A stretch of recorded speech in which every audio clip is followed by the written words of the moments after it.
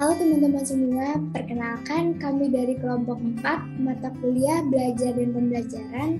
Di sini kami akan mempresentasikan materi mengenai pengembangan kurikulum dalam belajar dan pembelajaran.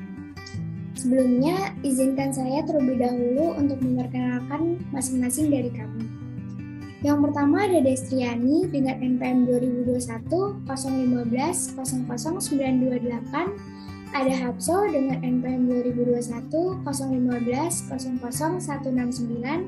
Selanjutnya ada Rahmadina dengan NPM 2021 015 00989. Ada Salsabila dengan NPM 2021 015 00082. Kemudian ada Siti Rahmat dengan NPM 2021 015 00883. Saya sendiri, Widya Sinta Maria, dengan NPM 2021 015 00120. Baik teman-teman, pertama-tama saya akan membahas tentang pengertian kurikulum. Secara etimologis, kurikulum berasal dari bahasa Yunani, yaitu kurir yang artinya pelari, serta kurere yang berarti tempat berpacu. Dulu, istilah ini dipakai dalam dunia olahraga, sehingga dalam konteks tersebut, kurikulum dapat diartikan sebagai sebuah jarak yang mesti ditempuh seorang pelari supaya mendapat medali atau penghargaan lainnya. Kemudian, istilah kurikulum tersebut diadaptasi dalam dunia pendidikan, sehingga pengertian kurikulum dalam dunia pendidikan diartikan sebagai sekumpulan mata pelajaran yang harus ditempuh dan dipelajari oleh peserta didik supaya mendapatkan ijazah.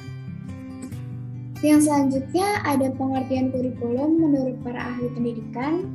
Yang pertama, Profesor Dr. S. Nasution. Dalam bukunya yang berjudul Kurikulum dan Pengajaran, yang teman-teman bisa lihat di slide, menyatakan bahwa kurikulum adalah serangkaian penyusunan rencana untuk melancarkan proses belajar mengajar. Adapun rencana yang disusun tersebut berada di tanggung jawab lembaga pendidikan dan para pengajar di sana. Yang kedua ada Dr. Nana Sujana. Dalam buku yang berjudul Pembinaan dan Pengembangan Kurikulum di Sekolah, karya Dr. Nana Sujana ini disebutkan pengertian kurikulum adalah kumpulan niat dan harapan yang tertuang dalam bentuk program pendidikan yang kemudian dilaksanakan dan diterapkan oleh guru di sekolah yang bersangkutan. Baik, tokoh yang ketiga Harold B. Alberti. Harold menyatakan bahwa kurikulum merupakan semua kegiatan yang diberikan kepada peserta didik atas tanggung jawab sekolah. Kurikulum ini tidak hanya terbatas pada segala hal di dalam kelas saja, melainkan juga semua kegiatan di luar sekolah. Tokoh yang keempat, Schiller, Alexander, dan Lewis. Menurut ketiga tokoh tersebut, kurikulum merupakan semua upaya yang diadakan dan dilakukan oleh pihak sekolah untuk menstimulus peserta didik belajar, baik belajar dalam kelas, di halaman sekolah, maupun ketika berada di luar sekolah. Pengertian kurikulum menurut Undang-Undang Sidiknas dalam Undang-Undang tentang Sistem Pendidikan Nasional Nomor 20 Tahun 2003 Pasal 1 Butir 19 disebutkan kurikulum merupakan seperangkat pengaturan dan rencana mengenai tujuan, isi dan materi pelajaran serta cara yang digunakan sebagai pedoman kegiatan pembelajaran guna mencapai tujuan pendidikan. Di slide ini saya ingin mempresentasikan tentang model pengembangan kurikulum. Jadi, pengembangan kurikulum merupakan bagian yang sangat penting dalam sistem pendidikan dan pelatihan. Dalam mengembangkan kurikulum, pengembang kurikulum utamanya bukan ingin menghasilkan bahan pelajaran atau muatan pelatihan. Namun, lebih dari itu adalah untuk meningkatkan kualitas pendidikan dan pelatihan. Kurikulum merupakan pola atau desain bahan kurikulum yang tujuannya untuk mempermudah siswa dalam melakukan kegiatan belajar sehingga tujuan pembelajaran dapat dicapai secara efektif. Lanjut ke slide kedua. Di sini ada model Zeiss Robert S. Zeiss. Maaf jika saya salah menyebutkan nama. Pertama adalah model administratif. Model ini merupakan model pengembangan kurikulum yang paling lama dan paling banyak dikenal. Kemudian yang kedua adalah model Grassroots. Model Grassroots dimulai dari bawah, yaitu gagasan guru-guru sebagai pelaksana pendidikan di sekolah. Dilanjutkan dengan Saudara Salsabila. Yang ketiga, model terbalik Hilda Taba. Model yang dikemukakan Hilda ini berbeda dengan cara lazim yang bersifat deduktif. Karena caranya bersifat induktif, itulah sebabnya ini dinamakan model terbalik. Yang keempat, model pemecahan masalah. Action Research Model. Kurikulum model ini sudah melibatkan ke seluruh komponen pendidikan yang meliputi siswa, orang tua guru, serta sistem sekolah. Selanjutnya,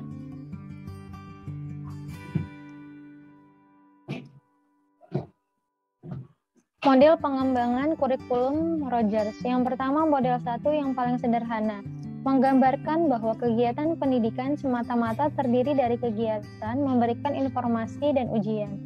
Model kedua merupakan penyempurnaan dari model 1 dengan menambahkan pokok yang belum tercover pada model 1, yaitu mengenai metode dan organisasi bahan pelajaran.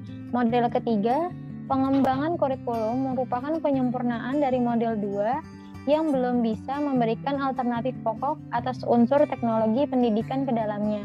Model 4, di samping berbagai komponen kurikulum pada model 1 hingga model 3, pada model 4 ini disertakan pula komponen penting dalam keseluruhan pendidikan, yaitu tujuan. Tujuan ini menjadi arah pendidikan dan pengajaran yang mengikat semua komponen yang telah disebutkan sebelumnya, termasuk teknologi yang akan digunakan. Saya akan melanjutkan slide selanjutnya, yaitu membahas materi kelebihan dan kekurangan model-model kurikulum. 1. Kurikulum 1947 rencana pelajaran. Kelebihannya dapat memperkokoh berdirinya negara Indonesia melalui persatuan dan kesatuan untuk mengusir penjajah. Kekurangannya yaitu belum adanya orientasi kognitif dan psikomotor, namun lebih dominan ranah efektif. 2. Kurikulum 1952 kelebihannya pelajaran yang berorientasi sehingga pembelajaran dapat berguna ketika di tengah masyarakat. Kekurangannya yaitu belum memiliki visi kebutuhan di masa mendatang. 3. Kurikulum 1964 rencana pendidikan. Kelebihannya sudah mengembangkan ranah kognitif, efektif, dan psikomotor sehingga pendidikan bersifat praktis dan memiliki kegunaan dalam kehidupan peserta didik. Kekurangannya yaitu hanya dapat digunakan di tingkat SD dan tidak bisa di sekolah lanjut maupun perguruan tinggi. 4. Kurikulum 1968. Kelebihannya yaitu mendorong pengembangan kreativitas dalam persaingan kognitif antara daerah sekolah dan guru untuk mengembangkan kurikulum. Kekurangannya kurang memperhatikan pembelajaran praktik. Kelebihan dan kekurangan kurikulum yang kelima. Ada kurikulum 1975. Kelebihannya berorientasi pada tujuan dan prinsip berkesinambungan. Kekurangannya tidak diserasikan antara materi kurikulum dengan bidang studi kemampuan anak didik. Yang keenam ada kurikulum 1984. Kelebihannya kualitas interaksi antar siswa sangat tinggi, baik intelektual maupun sosial. Kekurangannya, siswa yang pandai akan bertambah pandai, sedangkan yang bodoh akan ketinggalan karena ketergantungannya pada materi di suatu buku teks. Yang ketujuh, ada kurikulum 1994. Kelebihannya, guru memberikan kesempatan kepada siswa untuk dapat mengembangkan kemampuan masing-masing dengan beberapa alternatif. Kekurangannya, materi pelajaran kurang bermakna karena kurang terkait dengan aplikasi kehidupan sehari-hari. Yang kedelapan, kurikulum 2004. Kelebihannya, mengembangkan pelajaran yang berpusat pada peserta didik atau student oriented. Kekurangannya, konsep KBK sering mengalami perubahan pada urutan standar, kompetensi, dan kompetensi dasar. Yang kesembilan, ada kurikulum 2006. Kelebihannya, kurikulum ini mengurangi kepadatan jam pelajaran, sehingga dapat memberikan kesempatan kepada para siswa untuk mengembangkan dirinya di luar sekolah. Kekurangannya, masih banyak guru yang belum memahami KTSP, baik konsepnya maupun praktek di lapangan. Yang ke-10 ada kurikulum 2013. Kelebihannya, siswa dituntut untuk aktif, kreatif, dan inovatif dalam setiap pemecahan masalah yang dihadapi di sekolah.